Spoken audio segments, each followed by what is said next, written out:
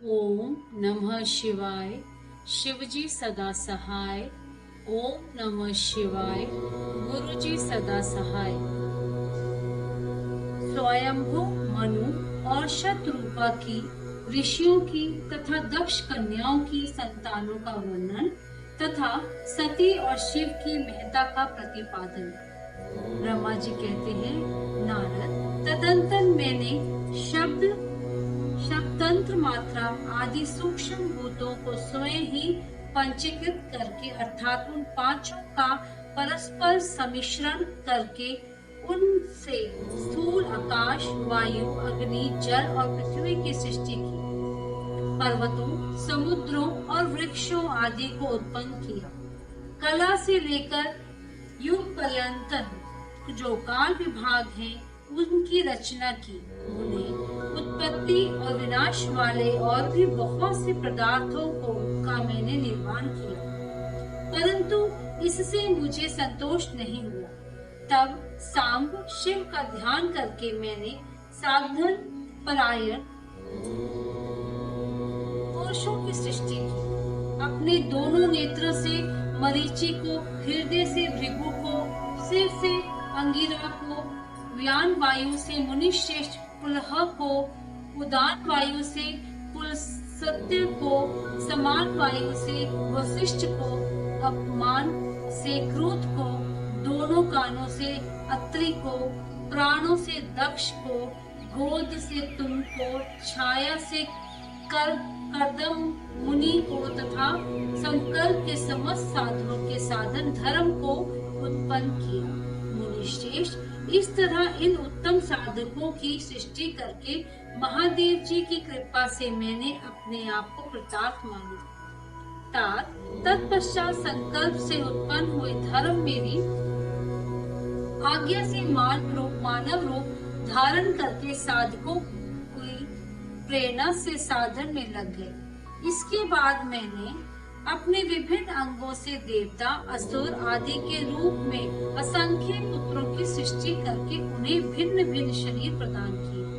उन्हें तदंतर अंतर्यामी भगवान शंकर की प्रेरणा से अपने शरीर को दो भागों में विभक्त करके मैं दो रूप वाला हो गया। नारद, आधे शरीर से मैं स्त्री हो गया और आधे से पुरुष। उस पुरुष ने उस स्त्री के गर्भ से सर्वसाधन समर्थ उत्तम जोड़े को उत्पन्न किया।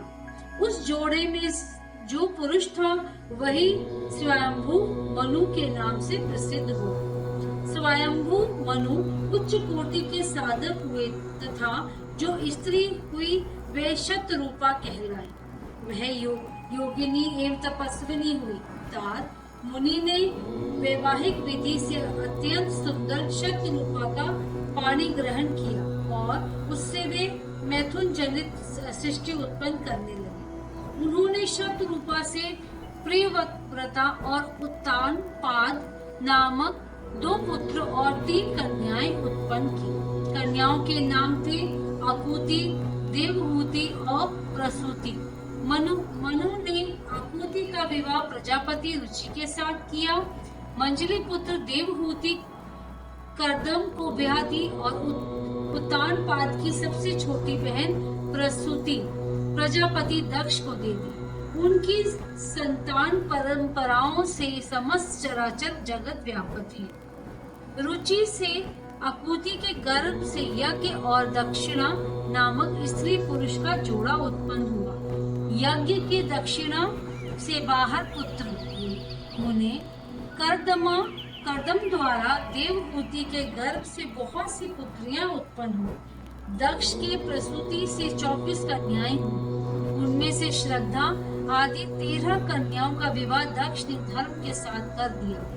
मुनीश्वर, धर्म की उन पत्नियों के नाम सुनो: श्रद्धा, लक्ष्मी, धृति, तुष्टि, पुष्टि, मेघा, क्रिया, बुद्धि, लज्जा, वसु, शांति, सिद्धि और कीर्ति। ये सब 13 हैं।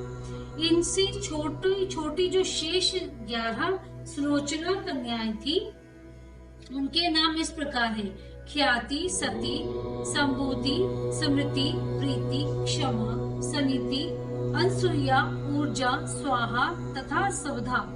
भृगु, शिव, मरीचि, अंगिरा मुनि, पुलस्त्य, पुलह, मुनिश्रेष्ठ, क्रतु, अत्रि, वशिष्ठ, अग्नि और पितृदि क्रमश इंद्र, ख्याति आदि कन्याओं का पाणी ग्रहण किया।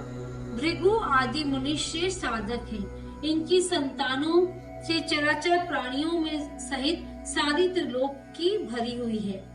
इस प्रकार अंबिका पति महादेव जी की आज्ञा से अपने पूर्व कर्मों के अनुसार बहुत से प्राणी असंख्य श्रेष्ठ द्विजों के रूप में उत्पन्न हुए। कल्प भेद से दक्ष की 7 कन्याएं बताई गई। उनमें से 10 कन्याओं का विवाह उन्होंने धर्म के साथ किया।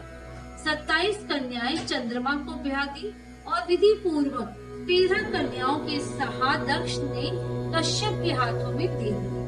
नारद, उन्होंने 4 कन्याएं श्रेष्ठ रूप वाले ताक्षर्य अरिष्टनेमि को ब्याह दी तथा भृगु, अंगिरा और कृशाशु को 2-2 कन्याएं अर्पित की।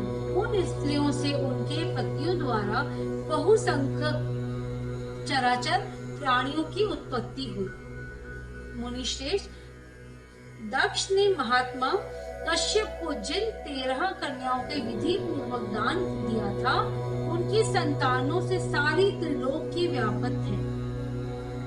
स्थावर और जंगम कोई भी सृष्टि ऐसी नहीं है जो कश्यप की संतानों से शून्य हो। देवता, ऋषि, दैत्य, वृक्ष, पक्षी, पर्वत तथा तृणलता आदि सभी कश्यप पत्नियों से पैदा हुए हैं। इस प्रकार दक्ष कन्याओं की संतानों से सारा चराचर जगत व्यापक है। पाताल से लेकर सत्यलोक पर्यटन समस्त ब्रह्मांड निश्चय ही उनकी संतानों से सदा भरा रहता है, कभी खाली नहीं होता। इसी तरह भगवान शंकर की आज्ञा से ब्रह्मा जी ने भली भांति सृष्टि की। पूर्व काल में सर्वव्यापी शंभु ने जिन्हें तपस्या के लिए प्रकट किया था तथा रुद्रदेव ने त्रिशूल के अग्रभाग पर रखकर जिनकी सदा रक्षा की है, वे ही सती देवी लोकहित का कार्य संपादित करने के लिए दक्ष से प्रकट हुई थी। उन्होंने भक्तों के द्वारा के लिए अनेक लीलाएं की। इस प्रकार देवी शिवा की सती होकर भगवान शंकर से ब्याही गई, किंतु पिता के यज्ञ में पति का अपमान देख उन्होंने अपने शरीर को त्याग दिया और फिर उसे ग्रहण नहीं किया। वे अपने परम पद को प्राप्त हो गए। फिर देवताओं की प्रार्थना से वे ही शिवा पार्वती रूप में प्रकट हुई और बड़ी भारी तपस्या करके पुनः भगवान शिव को उन्होंने प्राप्त कर लिया। मुनीश्वर, इस जगत में उनके अनेक नाम प्रसिद्ध हुए। उनके कालिका, चंडिका, भद्रा, चामुंडा, विजया, जया, जयंती, भद्रकाली, दुर्गा, भगवती, कामाख्या, कामदा, अम्बा, मृडानी और सर्वमंगला आदि अनेक नाम हैं, जो भोग और मोक्ष देने वाले हैं। ये सभी नाम उनके गुण और कर्मों के अनुसार हैं। मुनिश्रेष्ठ नारद, इस प्रकार मैंने सृष्टि कर्म का तुमसे वर्णन किया है। ब्रह्मांड का यह सारा भाग भगवान शिव की आज्ञा से मेरे द्वारा रचा गया है। भगवान शिव को परब्रह्म परमात्मा कहा गया है।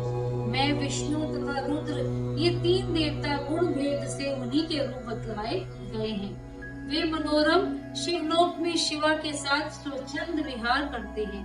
भगवान शिव स्वतंत्र परमात्मा है। भगवान शिव स्वतंत्र परमात्मा है। निर्गुण और सगुण भी वे ही हैं।